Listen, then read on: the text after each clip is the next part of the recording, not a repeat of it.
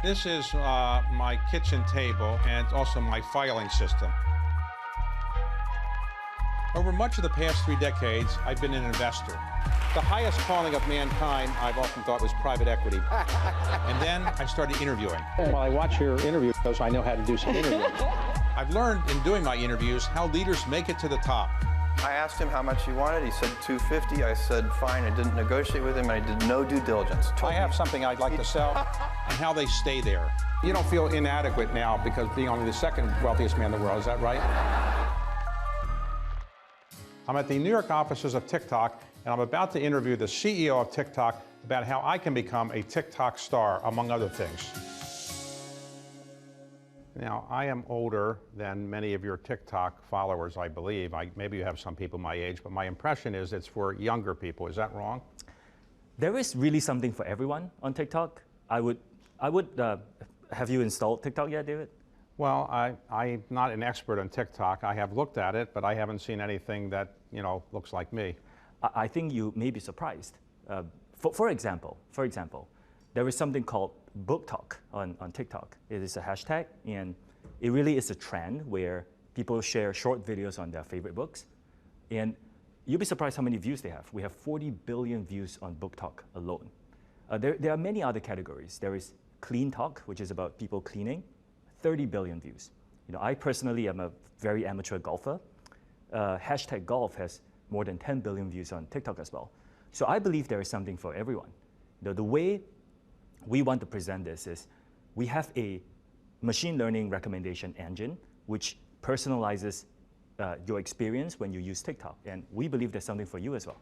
Okay, so can anybody put a video on of TikTok? Yes, very easily. All right, how do you control if somebody puts something on that's dangerous or pornographic or not appropriate? This is a great question. One of the most important things that I have been focusing on since I took on the role nearly a year ago is on the safety of our platform. It's something we take absolutely seriously, and we have elevated this as a top priority for myself and for the company. We put a significant amount of investment into it, and we believe that we need to continue to invest in trust and safety to stay ahead of our growth because of the growth of the platform. So for example, making sure that our community guidelines, which are published transparently online, are well understood by our users, making sure that we have the tools and the capabilities to ensure a safe environment, a safe and inclusive environment on our platform, so that our users feel like it's a trusted environment to publish and to inspire the creativity they want to. So let's suppose I want to be a TikTok person. I want to be on TikTok, but I have to make a living. Can I make a living by just being on TikTok? Are there people that make a living just by being on TikTok? Most of our users come on TikTok to share how they feel and to inspire, to inspire the world. But there are people who come on TikTok, and this is something we're extremely proud of. We have enabled them, we have given them the platform and the tools to actually make a proper living. And most of these are small businesses or individuals. I can give you an example. I have been looking at my own TikTok recently, and I saw this video on TK's Surf and Turf. It is a restaurant in Denver. I think it's the first Black-owned, family-operated seafood restaurant in Denver. What I've heard is during the pandemic, business was poor for a lot of restaurants, including them. But what one creator did was to create videos on how great the restaurant was. It became an overnight sensation. It went viral, and now business is booming for that company. And there are thousands upon thousands of examples like that across the US and across the world. And this is something that we are immensely proud of, that we have a platform that small businesses can make use of to grow their business. Well, let's suppose I want to be a TikTok performer and I want to get paid for it. Do I do something that says, this restaurant is great and hopefully the restaurant will pay me? Is that how people get paid, by being on TikTok? There are several mechanisms to do it. The first is if you have enough followers, certain brands will get in touch with you, either through us or otherwise, for you to represent their brand. So you become their brand ambassador. So that's one way some of our creators get paid. Beyond that, we have provided them with tools to monetize, to get in touch with their followers and to monetize that as well. For example, We have a live streaming service. So as a creator, you can have a live streaming session, and that is an exclusive session where you can interact with your followers, and your followers can give you virtual gifts, and that's one way you can monetize. The other example is e-commerce. We provide our creators with the tools to be able to sell merchandise on the platform as well. This is still a new part of our business, but it's something that people are very, very excited about. Well, how did you make money then? In other words, somebody goes on TikTok and they're making money for this restaurant in Denver. How do you make any money? We make money primarily through advertising and also providing services like live streaming and e-commerce to our users. And we do have a service fee that we charge to provide those services. But if somebody just uploads their video on TikTok, do they pay you a fee for that or not? No, it's absolutely free. Are there companies now that specialize in making people TikTok stars? Somebody says, I want to be on TikTok, I want people to watch me, maybe I can sell my services to an advertising company or some way. Are there people that polish up people's TikTok presentations? The way our platform works, and my advice to anyone who wants to be famous on our platform, is to just be themselves. What we have found is that this community wants real content. They want the real raw content. They want to see people being themselves. So many people tell me it's a breath of fresh air. It's the sunny corner of the internet. So my advice to anyone who wants to be famous is really to be themselves.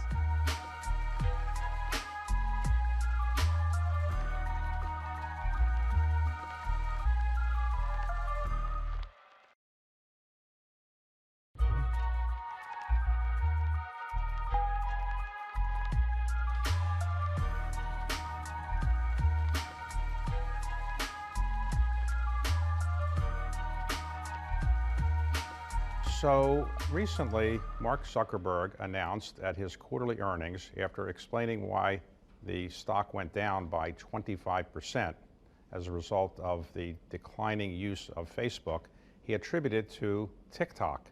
And TikTok was becoming a big rival, he said.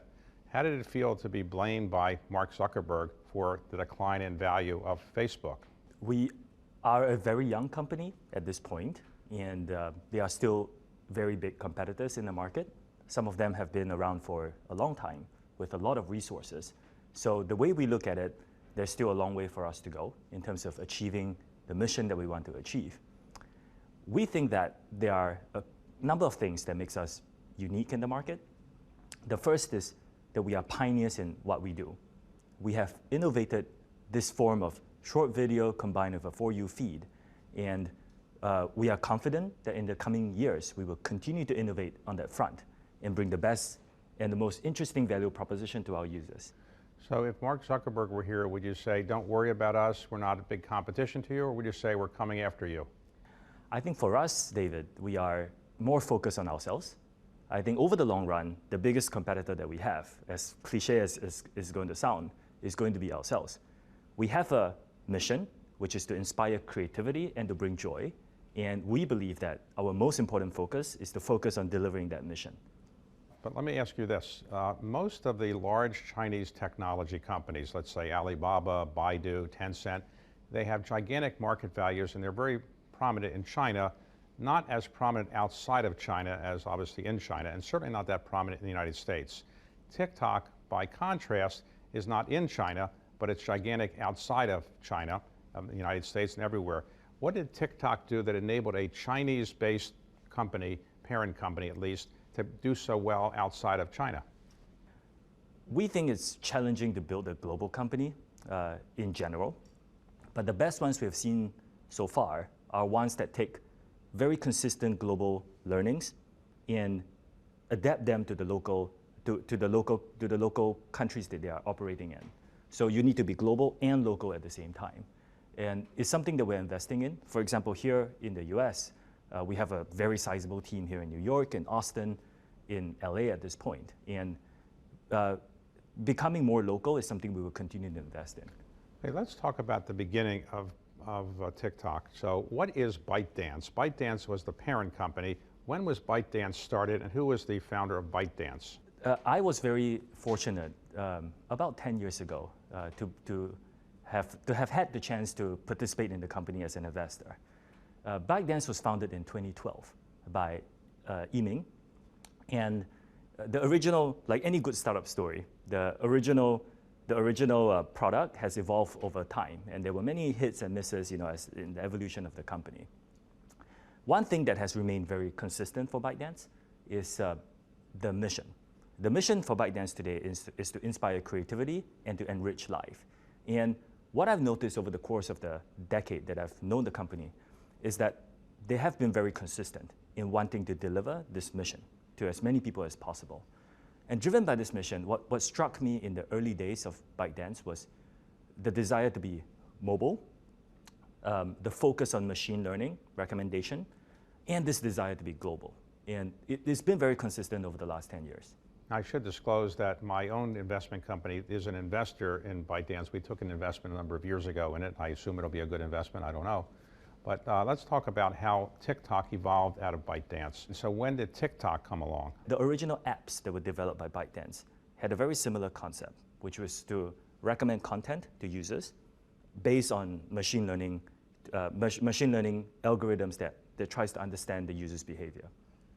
The first iteration of it that was successful was a news app. So it took news content and it recommended news to users based on their own behavior on the app. Now, sometime between 2012 and 2016, that evolved into short video, and that evolved into TikTok. And did anybody think it would turn out to be a global phenomenon at the beginning? No. All right, so let me ask you about TikTok and regulation. Under President Trump, there was a concern that certain information that TikTok was getting from people using TikTok was somehow going to be detrimental to the United States. And there was an effort to force TikTok to sell its US business. What happened to that effort? We believe that our approach to all the governments and regulators around the world is to be collaborative and to be very transparent, to be available to explain what we do and who we are, and answer any questions that they have. That's the approach we have taken, and that approach has been an approach that has been very beneficial for us over the course of the last few years.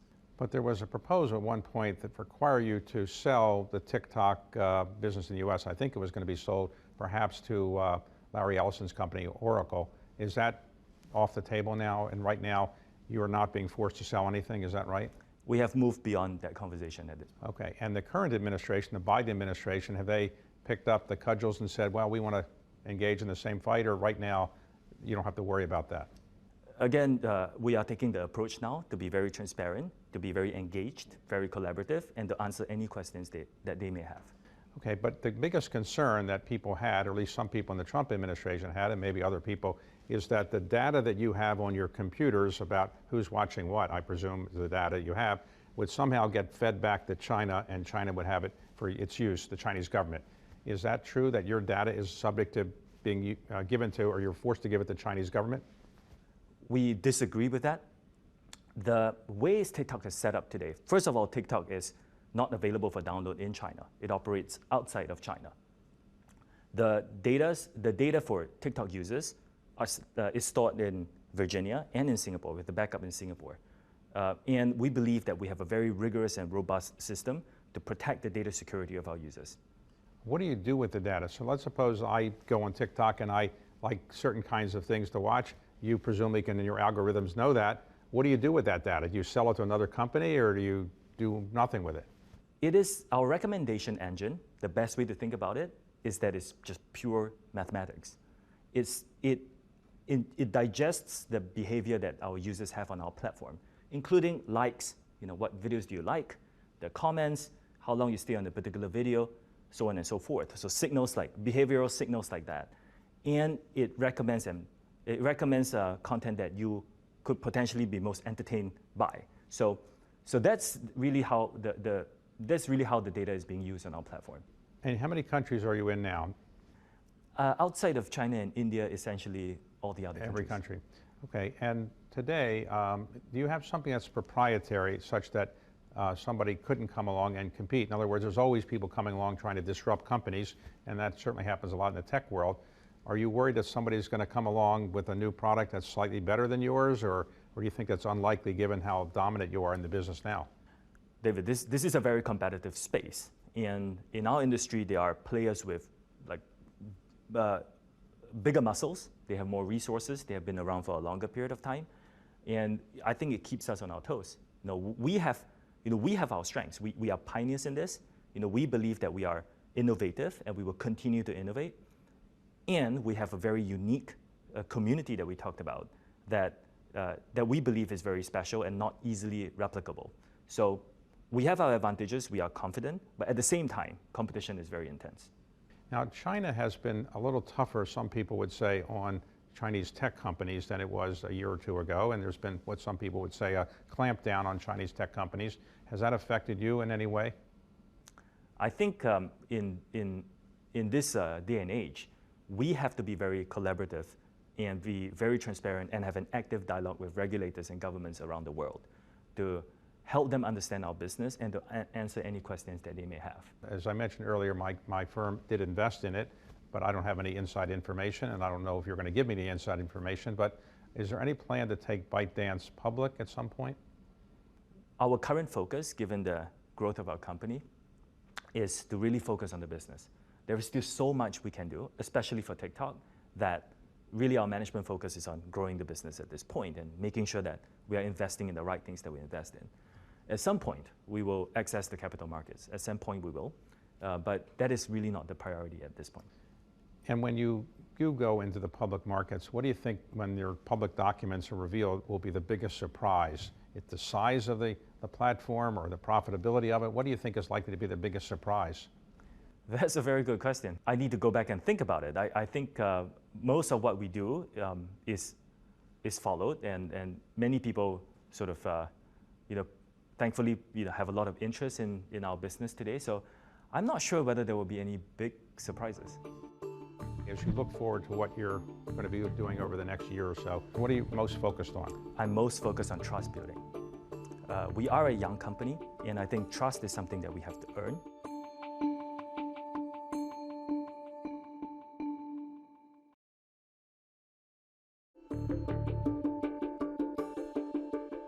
Let's talk about your own background. So you mentioned you're Singaporean. Were you born in Singapore? I am born in Singapore. Okay, and did you go to college and high school in Singapore? The thing about growing up in a small island like Singapore, David, is you get wanderlust at a very young age. It's a tropical paradise. It's a tiny island. I love it, but it's very small. So after high school and after national service, we have national service there. I went to the UK for college, and then subsequently to here in the US for business school where I met my wife.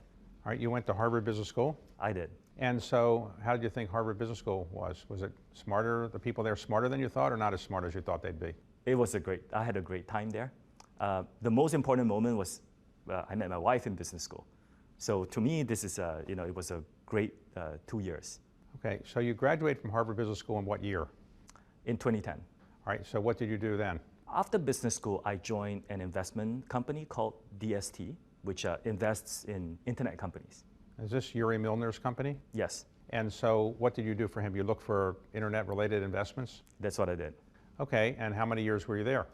I was there for about 5 years. And it was during this time that I got to meet and invest in ByteDance. Okay, so after you left Yuri Milner's operation, what did you do? I joined a company called Xiaomi, where I initially was the CFO, and then ran the global operations for the company. Okay, so you did that for a while, and then a headhunter called you up and said, guess what, we want you to come to ByteDance, or how did that happen? It wasn't a headhunter. I've stayed very close to the folks at ByteDance because of my early relationship with them. So they reached out. There's a little known fact about me, which is I used to be a creator. I actually had 185,000 followers on my account. And so I've had to go through that process of learning how to connect with my followers and using the product. And it was an amazing way. I found the product so amazing in terms of being able to communicate the messages I wanted to my followers. So I love the product. I've known the team for a long time. I think that the mission is something that I really, truly believe in. So when the opportunity opened up, it was very organic for me to You have 185,000 followers now? I did. You did. Now you've given them up, or what do you have now? That account was used to sell products. So I have since transitioned into sort of a more consumer-based, a more sort of personal account. All right, so you were recruited to become the CFO of ByteDance, Yes. is that right? And you had that job, you're the CFO of ByteDance, and after just like 5 weeks, they promoted you to be the CEO of TikTok, is that right? It was after a couple of months. A couple months, okay. So was that a promotion? I think the nature of the job is very different. And what is the biggest challenge that you have as the CEO? Is it to keep the regulators away or to get more customers, more advertisers? What is the biggest challenge? There are a couple of things that keeps me awake at night. I think that's the question. The opportunity that we have, I believe that we have something that's very unique. We pioneered this sort of short video format, and we have a very unique community today that has all these kind of raw, authentic content that people love. And I think the opportunity that we have to take this to more people around the world, to inspire them, and for them to bring more joy to more people, this is a great and unique opportunity. It keeps me very, very excited. At the same time, there are challenges that we have to work through. For example, making sure that we are investing enough, more and more into safety to stay ahead of our growth, because it is something that's very important to us. So challenges and opportunities, they both excite me equally. Now, since you took the job of CEO of TikTok, we've been living in COVID. How hard has it been to manage the company during COVID? Have you mostly been isolated, or how have you been operating during COVID? It has been a challenging time, I think, for many businesses around the world, including ours. We are a growing company. It is difficult for new employees who are joining us to not have the opportunity to mingle and interact with other people offline in the offices. So it is something that, thankfully we are at the stage of the pandemic where we can start thinking about return to office. It is something that we want to provide, especially the newcomers in our company, the right opportunities to integrate and to blend in and to make sure that they have the right opportunities to interact with as many people as they want. So as you look at TikTok, what is your favorite single thing you've watched on TikTok? Is there one thing you've watched and you said, this is my favorite? There are a number of them. I am an amateur golfer, so #golf has 10 billion views or more on TikTok. It's very, very entertaining. So if you watch golf on TikTok, do you get to be a better golfer or not necessarily? Unfortunately, not necessarily. Doesn't help. Yes. Okay. When you are not working at TikTok and you're not golfing, is there any outside interest you have, or you don't have any outside time for those things? I do. I'm an amateur theoretical physicist, as in I'm reading books on theoretical physics and trying to understand it. So that's something that I love. I've interviewed many people over the years. I've never interviewed anybody who said that their hobby was amateur theoretical physics, so that must be unusual. So do you regret not becoming the next Albert Einstein or something like that? I don't think I have the ability to be that. I hardly understand the mathematics behind some of the more complex theories, but I find it very interesting. So today, as you look forward to what you're going to be doing over the next year or so, what are you most focused on? I'm most focused on trust building. We are a young company, and I think trust is something that we have to earn through actions. For example, through our continued investment in safety. So that is a big focus for me, that we are focused on not only growing our business, but earning trust with the right stakeholders around the world along the way.